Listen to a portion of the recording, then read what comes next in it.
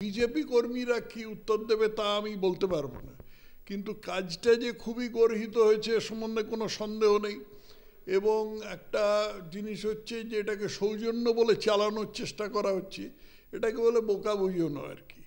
মানে আমি একমাত্র চালাক, রাজ্যের সমস্ত লোক বোকা, আমি তাদের যা বুঝিয়ে দিলাম তাই বুঝে গেল, এটা আমি সৌজন্য করছি।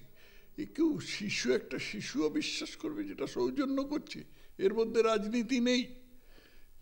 বস্তুত আমার তো মনে হয় যে দিলীপ ঘোষ বিজেপি ছেড়ে তৃণমূলে চলেই গেছেন, আনুষ্ঠানিক ঘোষণাটাই খালি বাকি আছে।